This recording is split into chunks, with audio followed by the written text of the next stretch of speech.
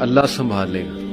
Ultimately you have to leave everything to Allah. اور قرآن مجید میں بھی اللہ ایون نبی صلی اللہ علیہ وسلم کہتے ہیں نا کہ تم مشورہ کرو لیکن اس کے بعد اللہ پہ توکل کرو اور چھوڑ دو, اللہ تعالیٰ اس کو سنبھال لے گا. آئی تھنک جب ہمیں یہ بلیف ہو گیا نا کہ کائنات کا نظام چلانے والا اللہ ہے, لوگوں کے دلوں کا کنٹرول اللہ کی 2 انگلیوں کے درمیان ہے, حدیث میں آتا ہے, ہر چیز ایٹم بھی موو نہیں کر سکتا اللہ کی اجازت کے بغیر. اللہ الوکیل ہے جس کا مطلب ہے ڈسپوزر آف افیئرز. تمام افیئرز اللہ نے ڈسپوز آف کرنے ہیں. جو آپ کی زندگی میں ہو رہا ہے یہ آپ توکل رکھیں, یقین رکھیں کہ وہ اللہ کی اجازت سے ہو رہا ہے, اس کا ایک مقصد ہے. بس آپ نے یہ تلاش کرنا ہے بجائے کہ اس غم کو اپنے سر پہ چڑھانے کے. جیسے آپ نے کہا you just have to find out کہ یار یہ آیات کا مقصد کیا ہے, یہ مجھے کیا سکھانا چاہ رہا ہے. اور سجدے میں جا کے بندہ رو پڑے اللہ کے آگے, اللہ سے تقویت مانگے, اللہ سے کہے کہ اللہ مجھے پرسپیکٹیو دے.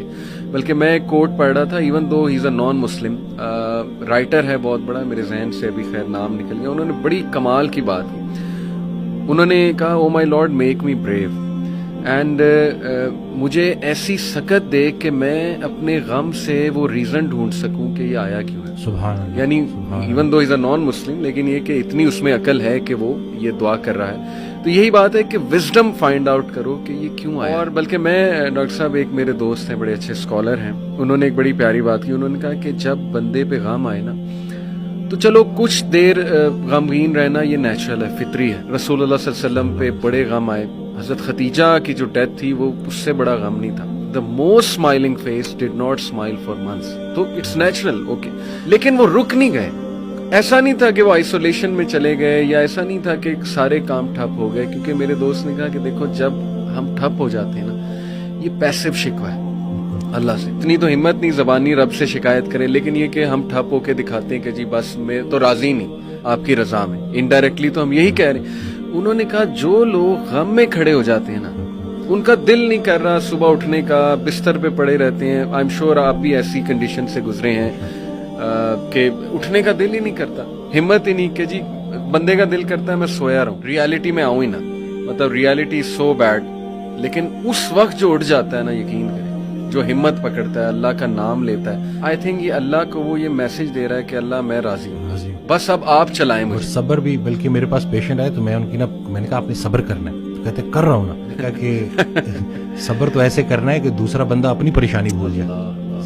صبر ایسے آپ نے ڈیفائن کرنا ہے کہ دوسرا آپ کے پاس آئے اور آپ, کیونکہ یہی صبر ہے. بالکل ایسے. اب آپ کو میں دیکھ رہا ہوں آپ نے اپنے آپ کو چور چور کر دیا. اور باقی ایک اور بات کہ اپنے آنسوؤں کو لوگوں کے سامنے رائے گاہ مت کرنا, کیونکہ ان آنسوؤں کی خریدار رحمت پروردگار ہے, تو ان کے سامنے بہاؤ اور پھر دیکھو کہ کیا ہوتا ہے. اور باقی ایک کویسچن بہت سارے لوگ نا مجھ سے کرتے ہیں اینگزائٹی سے ریلیٹڈ کہ ہمیں لگتا ہے کہ ہمارے بعد ہمارے بیوی بچوں کا کیا ہوگا. تو میں یہ کہتا ہوں کہ حضرت کہتے ہیں آڈیو میں کہ جو انسان یہ سوچتا ہے کہ اس کے مرنے کے بعد اس کی بیوی بچوں کا کیا ہوگا, اس کا ایمان نامکمل ہے. پالنے والے کی پالنے والی صفت پہ ایمان ہی نہیں لایا. جن کے لیے پوری کائنات بنائی ان کو یتیمی اور غریبی سے گزارا, ان کو ماں باپ نہیں دیے, آپ کو دے دیے. ہم شکر کے مقام کو گلے میں کنورٹ کر دیتے ہیں. صحت بھی ہے, زندگی بھی ہے, اور کب تک ہے کوئی نہیں جانتا, اور جب تک ہے وہ کوئی چینج نہیں کرتا. تو پھر ابھی کیوں پریشانی لیتے ہیں؟ کیا ان بچوں کو ہم پال رہے ہیں؟ صحیح بات. کیا ہم خود کو پال رہے ہیں؟ کیا ہم اس قابل ہیں؟ بے شک. قد پہ حد کا پہرا, صحت پہ بیماری کا پہرا, اور اتنے پہروں میں پیدا کیا ہوا انسان چاہتا کیا ہے؟ آزادی. تو یہ کر کے دیکھ لیں. آپ نے ایک بڑی آئی اوپننگ بات کی. آپ نے کہا کہ ہم نہ ہی مینٹلی, نہ ہی فزیکلی, نہ ہی اسپرچولی اپنی یوتھ پہ کام کر رہے ہیں, اور ہم ایک بہت کمزور جنریشن چھوڑ کر جا رہے ہیں. تو what is your message for the youth in particular, کیونکہ مینٹلی بھی, ایموشنلی بھی, فزیکلی بھی آپ کی بات ٹھیک ہے, ہم ایک کوئی طاقتور جنریشن نہیں چھوڑ کے جا رہے ہیں. دیکھیں اصل میں بہت چیلنجنگ ہے, لیکن ان بچوں کو یہ سمجھنا ہوگا کہ ابھی چونکہ عمر ایسی ہوتی ہے. اس دن بھی ایک کوئی ہارٹ بریک ہو گیا تھا تو پراپر نہ صحیح ڈپریشن میں, تو میں نے اس کو کہا کہ ہر اس انسان کا شکریہ جس نے میری آنکھوں کو آنسو دیے. یہ آنسو مجھے اللہ کے پاس لے گئے. اس انسان کا سب سے بڑا تحفہ یہ جدائی ہے جو تجھے اللہ کے پاس لے کے جائے گی. لوگ کیا کرتے ہیں, یہ جو غیر اسلامی تعلقات, اسی طرح سے غیر شرعی چیزیں, یقین جانے آپ جتنی مرضی دیکھ لیں, سکون نہیں ملے گا آپ کو. اور یہی جو آپ کی گروئنگ ایج ہے نا, اس میں آپ کے ہارمونز بھی آن پوائنٹ بہترین ہیں. اسی عمر میں آپ نے اسپورٹس میں انڈلج ہونا ہے, آپ نے پراپر طریقے سے ڈائٹ کا خیال رکھنا ہے, اور سب سے بڑھ کر یہی لرننگ ایج ہے, اس میں آپ نے سیکھنا ہے. اور جیسے جیسے آپ ایک قدم بڑھائیں گے, اللہ کئی گنا زیادہ آپ کے قریب آتا جائے.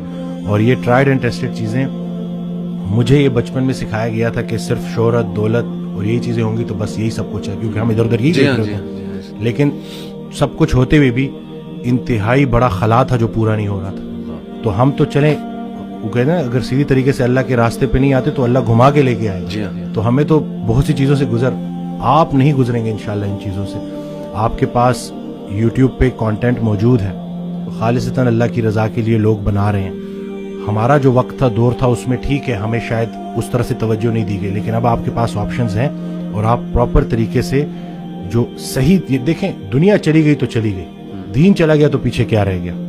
تو میں کہتا ہوں کہ دنیاوی تعلیم میں جتنا عبور حاصل کر سکتے ہیں کریں, لیکن اللہ کو بیچ میں رکھ. صحیح بات. اور دوسرا یہ کہ فائدہ بخش ہونا ہے لوگوں کے لیے, کہ آپ کی ذات سے لوگوں کو نفع ہو.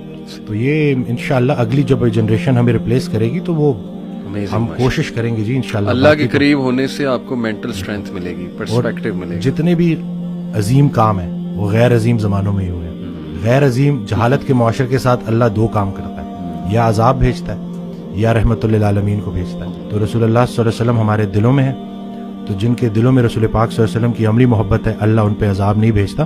تو نیگیٹو نہ سوچا کرے, پتہ نہیں ملک کا کیا ہوگا. نہ یہ چیزیں آپ نے بگاڑی ہیں, صحیح بات, نہ آپ یہ ٹھیک کر سکتے ہیں, اللہ ہی ٹھیک کرے گا. لیکن آپ خود کو تو ٹھیک کر سکتے ہیں نا. زبردست. جس نے اپنے آپ کو پہچانا اس نے اپنے رب کو پہچانا. تو اپنے آپ سے آپ آشنائی حاصل کر لیں اور دیکھ لیں کہ آپ کا انٹرسٹ کیا ہے. جو بھی کام کریں انٹرسٹ سے کریں, اور اس میں حصہ لوگوں کا رکھ لیں کہ لوگوں کے کام آئے آپ. باقی انشاءاللہ کامیابی ہے.